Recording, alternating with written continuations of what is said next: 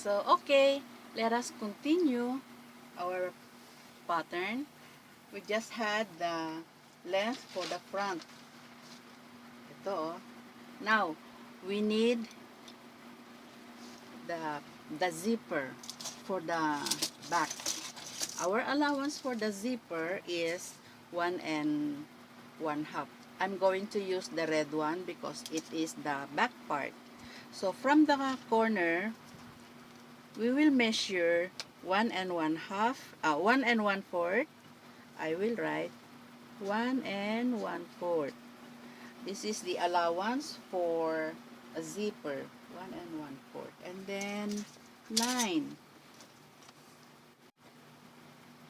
Like this. And so, this is the zipper. Ba, bakit ganun? May black siya. Ayan. The zipper. Our zipper measurement, we have 8 inches of zipper, don't we? So, from the corner, measure tayo ng 7, halos kapantay ng hips because our zipper is 8 inches. So, this is the marking for the zipper. And our length, okay, this is the length for the slit. Para makalakad, we need a slit. Since the length is 18, we need 12 for the opening of the slit, or 14. Yan, 14. Huwag nang tataas sa 12 kasi ano na yon, bataks na siya. So like this, from the 14, i-curve natin like this, oh. So ito na yung slit. Ito yung slit marking. This is the allowance for the slit. And the back part is up to here. So red line. So that we know that this line will be the back. The front portion is just up to here. Okay? So, meron tayong pattern both for back and front. This line is for the front, also for the back. But this is the cutting line of the back part. So, lagay natin back. This one is back and front. Yan. Because when you cut the front, it is folded like this, oh. Like this, ha.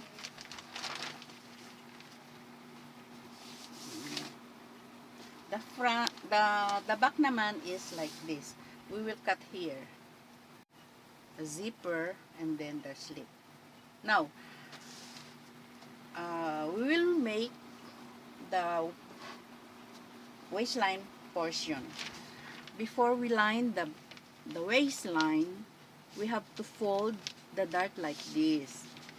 Kasi pagka kinat natin diretso, masusure tayo sa allowance.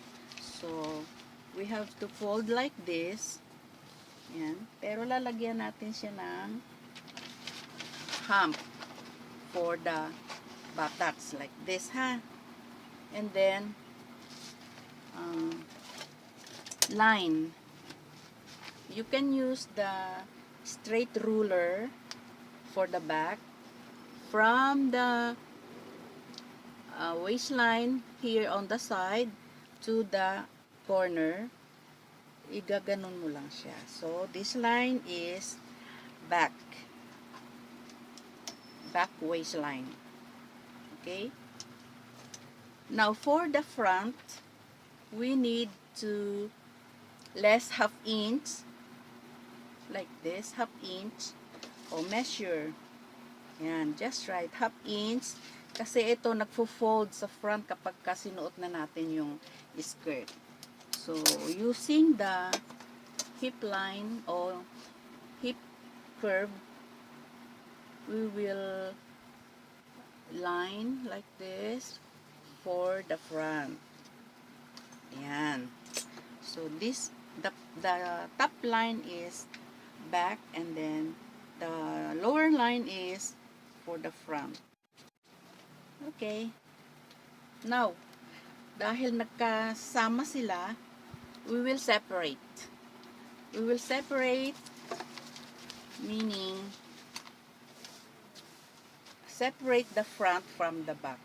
So what we'll do now, first step, we will trace the back and also the front. So first, we will make the back pattern.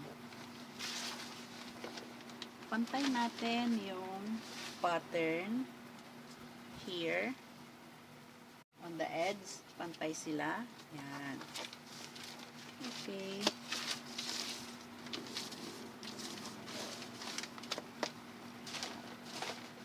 And then this time we need the weight to secure the pattern like this, or you also use a pin.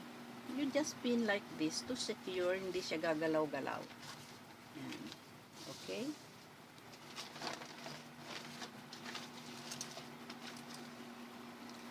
Alright, and then let us trace the back first using our, what is this?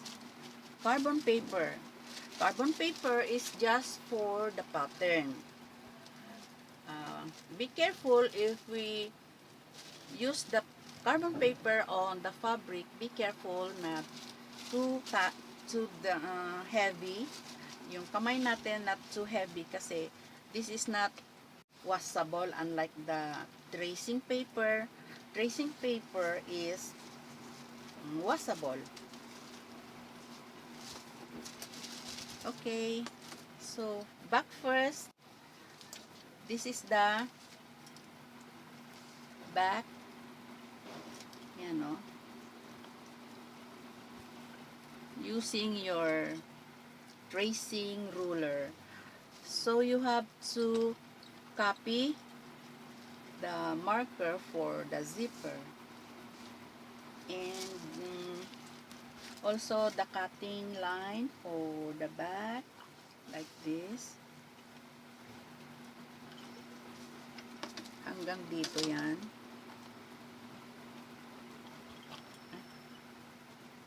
Okay. Then, move the carbon paper. Then,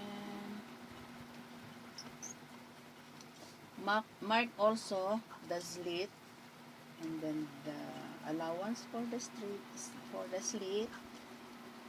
And also here,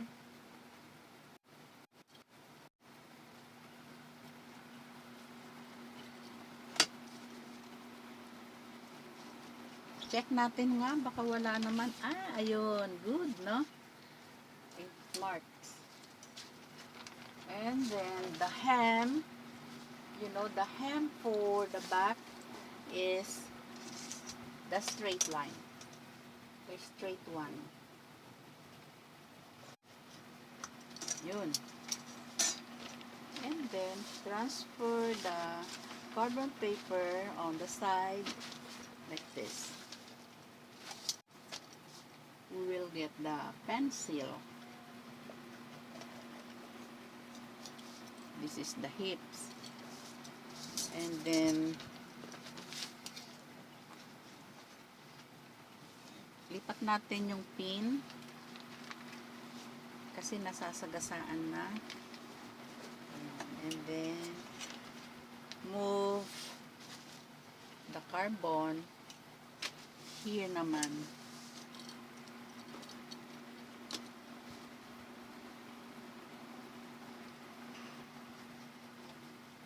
Okay. Now,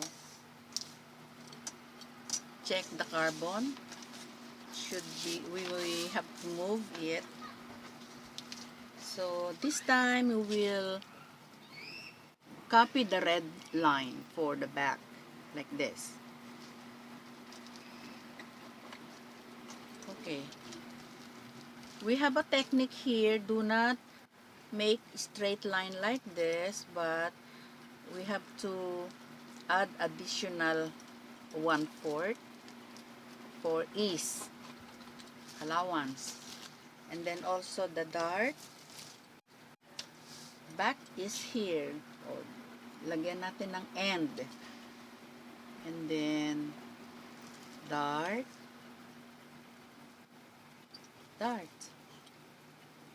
You want to see the center. Yan. So, center. Ayan na siya.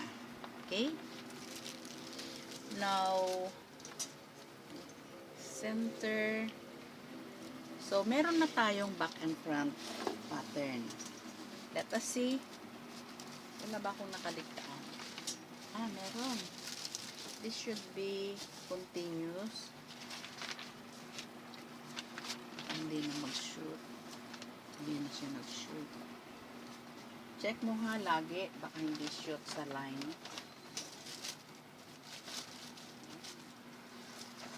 It is better na lang to line it straight. Kasi hindi ko na makita. Like this. Yan. Also here.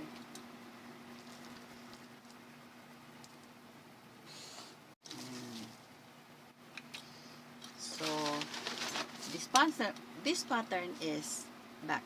Lagyan natin ng malaking back para hindi tayo magkamali. Now, for the allowances,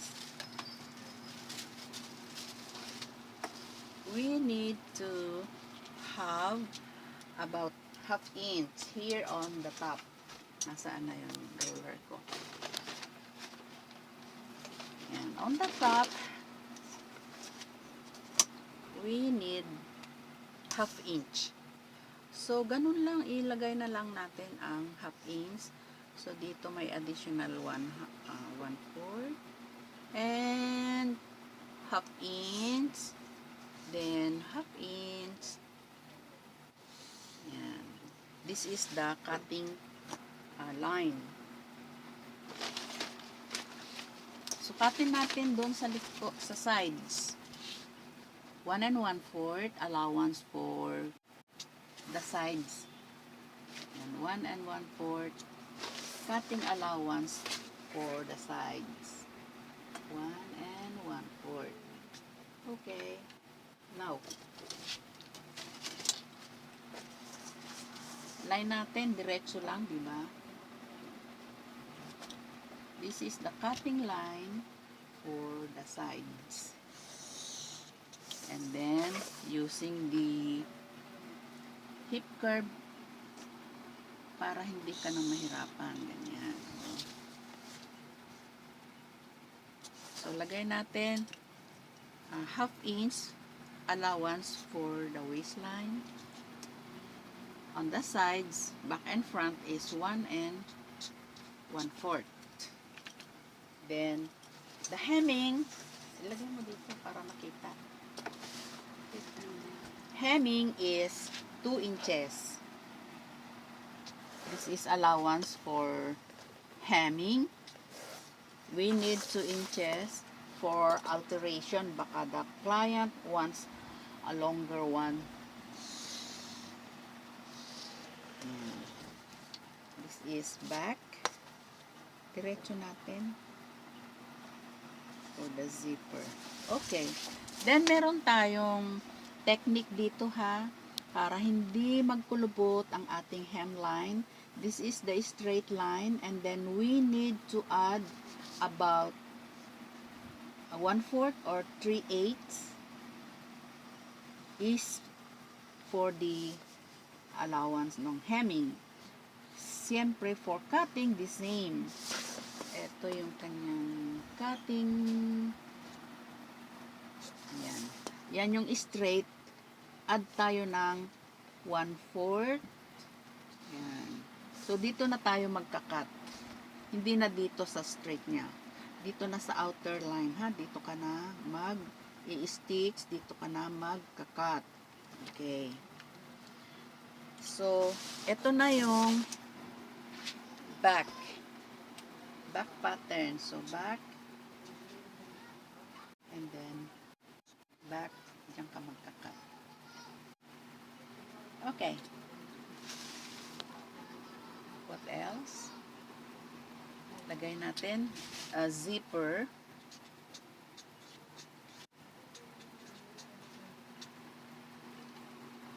Okay. Ito ang slit.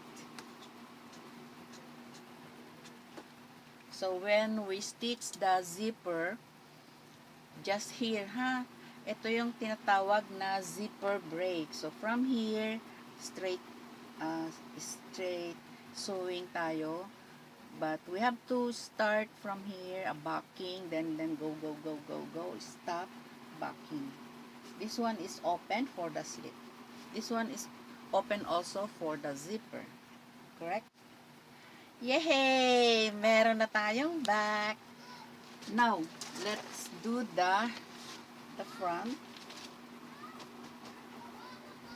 Ito na yung front. Kakasya pa ba yun? Let us see. Ay, hindi kasya. Hindi na kasya. So, the other side. Cut natin.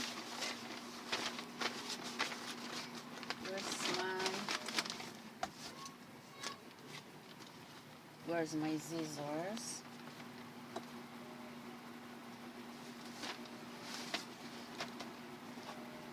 Cut na natin, ha? Okay. From the waistline, like this.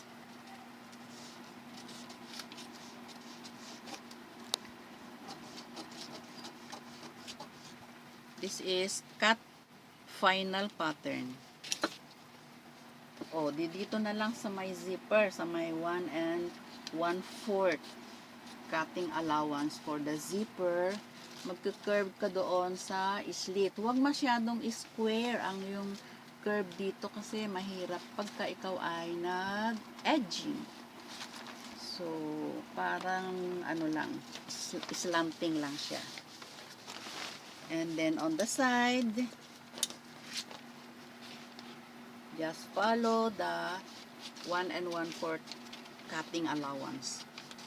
Kasi yung second is sewing line.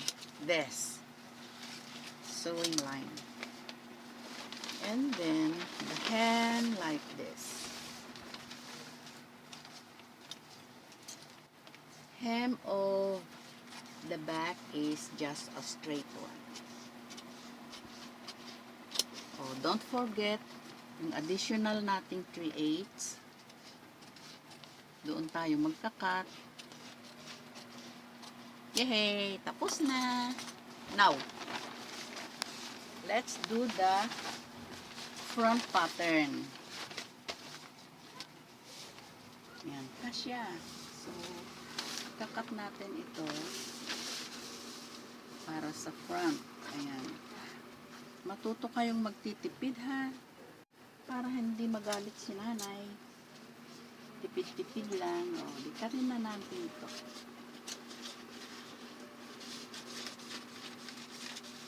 Okay. Remember, set aside. Remember, the pattern has a wrong side and right side. Yan. So, the right side is smooth, like this. But the wrong side is rough, makate. Pagka ito ang ginamit natin, makate. So, check your pattern. Should be the right side. The smooth one. Now, we will going to trace the pattern for the front. And fold na yung back. Alisin na natin yung zipper and the slit of the pattern. So, see to it that the zipper allowance and the slit allowance is folded like this. And then, check. Sorry. Okay, then use a pin to secure.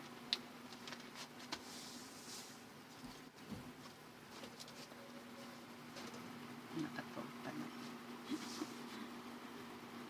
Yes.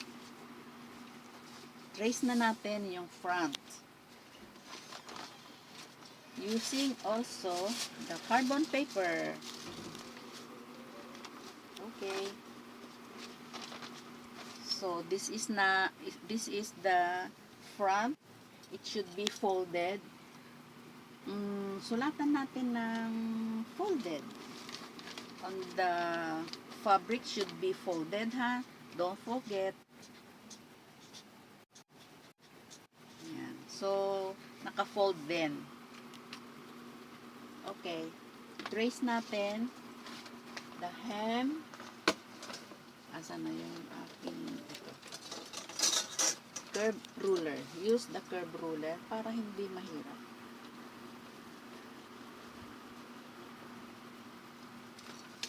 Then, move the carbon.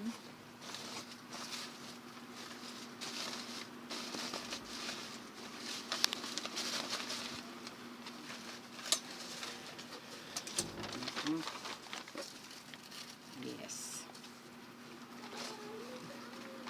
Okay.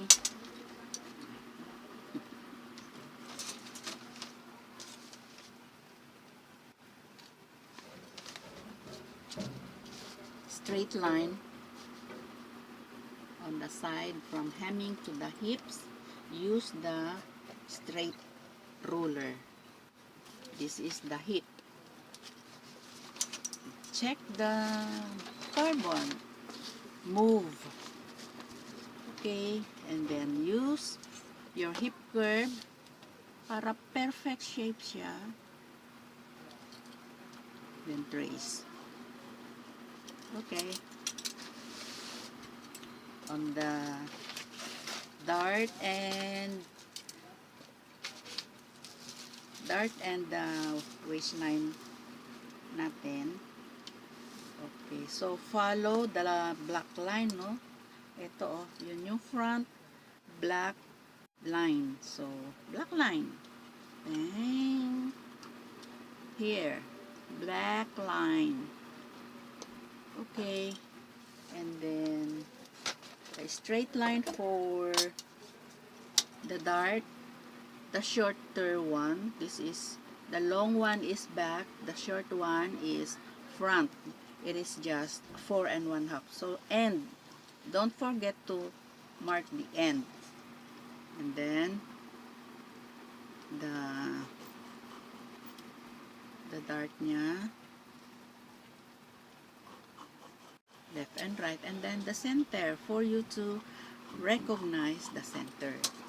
Let us check. Ano kaya? Bang, bang, bang. Yes! Good! Okay. Okay. Good. Complete. Complete. So, remove na natin. Now, we need to make the allowances. Allowance is just the same on the front. Waistline allowance is 1/2 inch. Where is my tape measure na? Tape measure. Ayun, nalaglag. Sorry. So, 1/2 inch allowance for the waistline. Marker. Yung ating marker. Marker. Kasi gumugulong. So, 1/2 inch allowance for the waistline. 1/2 inch. And then, gulpihin na natin. 1/2 inch din dito. Dito, 1/2 inch. Yan. So, line natin.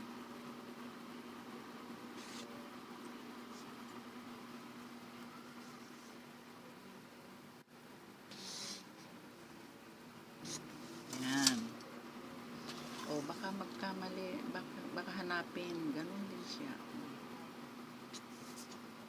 Okay. Then on the side,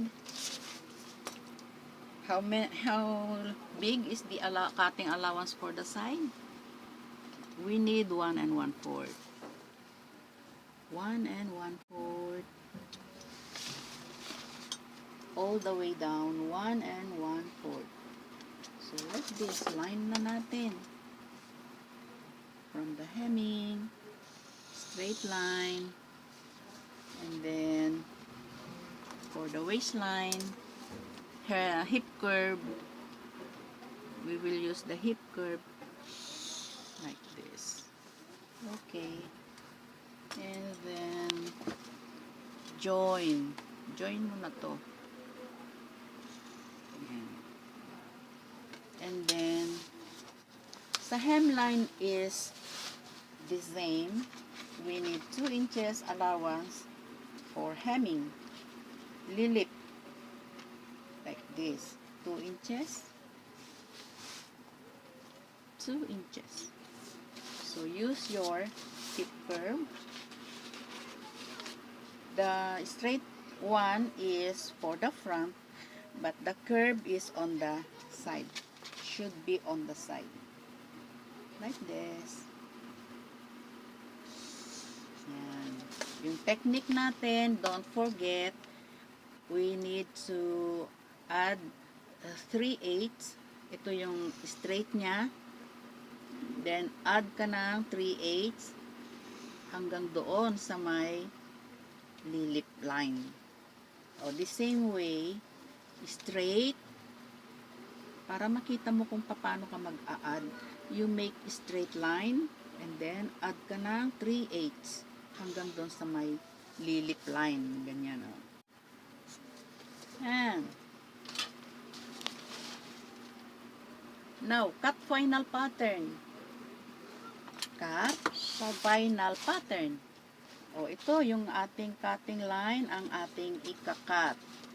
Don't be confused. Baka ang makat mo yung sewing line, goodbye. Should be the outer line. This is the cutting line. Pag nag-cut tayo sa tela, o di, ito na ang ika-cut natin. Outer line, it is the cutting allowance or cutting line.